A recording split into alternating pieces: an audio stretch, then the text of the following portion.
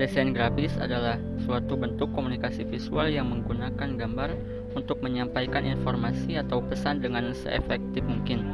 Pada awalnya, desain grafis diterapkan untuk media-media statis seperti buku, majalah, dan brosur. Seiring dengan perkembangan zaman, desain grafis juga diterapkan dalam media elektronik yang sering disebut sebagai desain interaktif atau desain multimedia. Di Indonesia, desain grafis dan cabang desain lainnya hadir berkat digalakannya kolonialisasi. Pada masa pendudukan Belanda, pemerintahannya pernah menunjuk beberapa seniman untuk melakukan studi landscape di Indonesia untuk merekam eksotisme negara ini yang kemudian dituangkan dalam karya lukisan yang berkesan romantis dan beberapa teknik cetak seperti wood engraving dan litografi. Karena memang pada masa ini seni rupa barat sedang merayakan romantisme yang kajian visualnya seringkali ditujukan pada landscape dan peristiwa heroik yang dikenal dengan istilah Moi Indi atau Hindia yang cantik.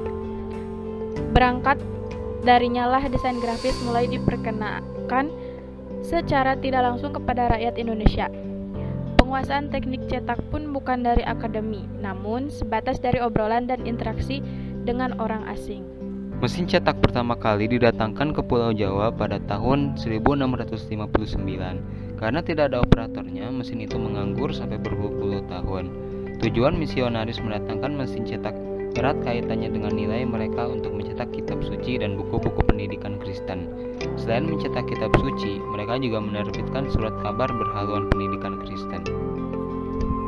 Pada tahun 1977, Damber, seorang desain grafis Belanda, memperkenalkan istilah semiotika dan komunikasi visual di FS Arndt ITB. Menurutnya, desain grafis tidak hanya mengenali desain untuk percetakan, tetapi juga moving image, display, dan pameran. Sejak tahun 1979, istilah desain komunikasi visual mulai dipakai menggantikan istilah desain grafis. Akhir 1970 dan seterusnya, tumbuh perusahaan-perusahaan desain grafis yang sepenuhnya dipimpin oleh desainer grafis. Berbeda dengan biro iklan, perusahaan-perusahaan ini mengkhususkan diri pada desain-desain non-iklan. Beberapa di antaranya adalah Vision oleh Karnadi Mardio, Grafik Grapos Indonesia oleh Wagiono Sunarto, Jojo Gojali, dan Pringka dan Priyanto Sunarto. Citra Indonesia oleh Cahyono Abdi dan Hani Kardinata, dan Gua Grafis oleh Gauri Nasution. Di Bandung sebelumnya sudah ada Design Center Desenta yang didirikan pada tahun 1973, antara lain oleh Ade Piraus, T. Sutanto, Priyanto Sunarto, yang walau lebih mengandalkan pada disiplin seni grafis, juga menangani beragam produk desain grafis, mulai sampul buku, kartu ucapan, logo, kalender, pameran, dan estetis gedung. Periode awal 1980 mencatat perkembangan jumlah perusahaan desain grafis yang cukup signifikan di Jakarta, antara lain Gugus Grafis oleh FX Harsono dan Gendut Rianto, Polygon oleh Ade Rastiardi dan Agus Jusuf, Adwitya Alembana oleh Iwan Ramelan dan Jojo Gozali, dan di Bandung ada Z Studio oleh Iman Gujudi dan Doni Rahmansyah. Lalu ada MD Grafik oleh Markus Cahyadiningrat. Lalu ada Studio Oke oleh Indar Shah Tirtawijaya dan lain-lain. Pada masa ini, studio manapun dituntut bisa mengerjakan pekerjaan apapun. Klien datang dengan pekerjaan mulai dari desain logo sampai kepada ilustrasi sampul kaset, desainer bak Superman atau Superwoman. Studio grafis tidak punya pilihan lain supaya bertahan hidup. Ilustrasi menggunakan teknik airbrush dengan gaya hyper realis dan pop. Art menjadi tren waktu itu. Sejalan dengan perkembangan ilustrasi di dunia maju, majalah Tempo dan Zaman adalah dua penerbitan yang mengakomodasi teknik ini untuk sampulnya. Airbrush gun, pensil, kuas, cutter, Kogan, Spraymon, dan huruf gosok letteracid atau Mekanorma adalah alat-alat yang lazim bertengger di meja kerja desainer waktu itu. Salah satu desainer yang mempopulerkan aliran pop art dengan teknik airbrush adalah Tony Tantra. Tony Tantra menggunakan media kaos yang dijualnya di Bangkusari, Kuta pada akhir 80-an dengan label Tony Illustration. Tony bersama Haris Purnama dan Gendut Rianto, dulunya pengisi rubrik pop art di majalah Aktuil dengan editor tamu Jim Supangkat.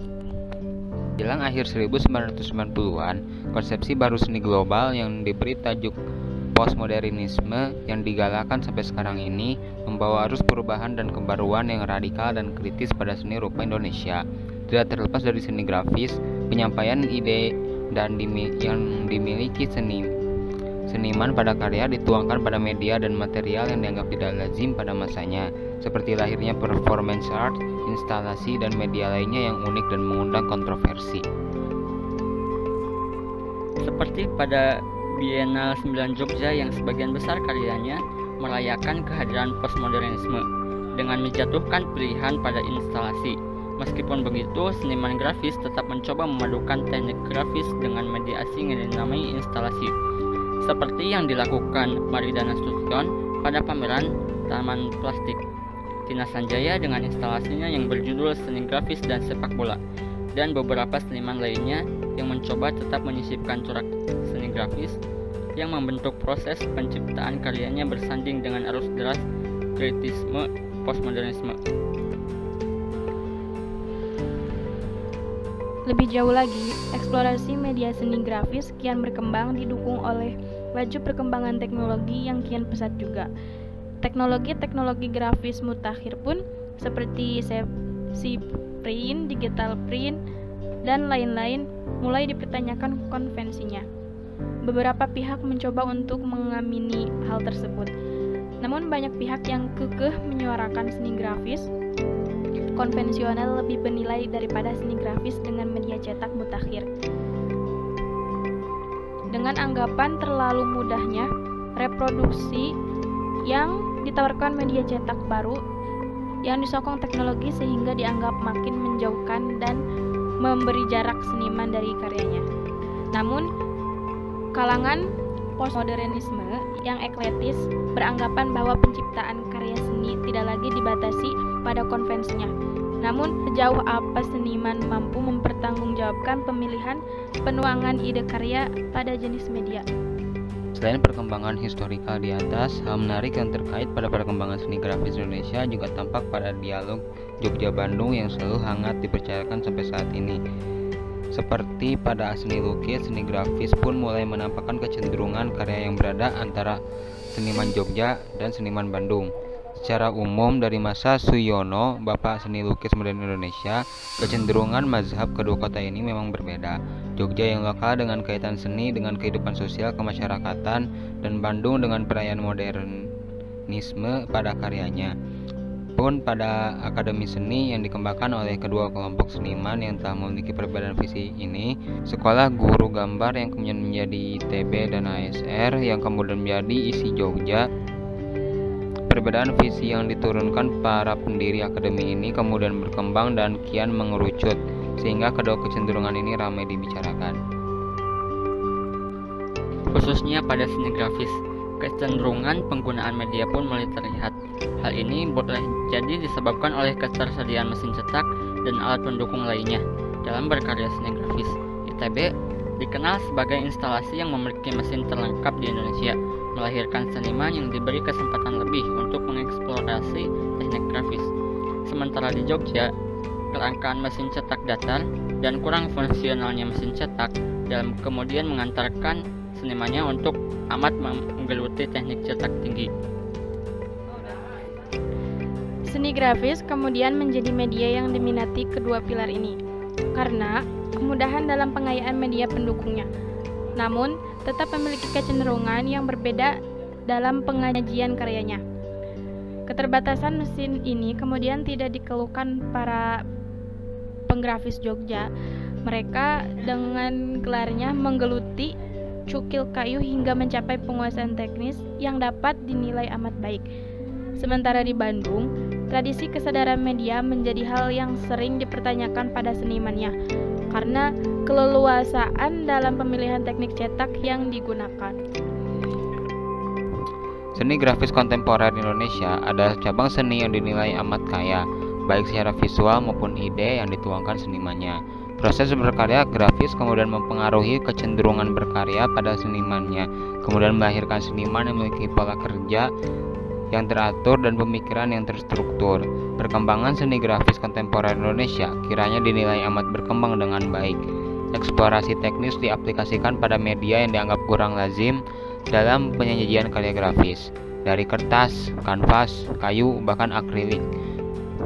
Perayaan teknologi pun memberikan banyak opsi yang sangat banyak bagi seniman grafis untuk berkarya.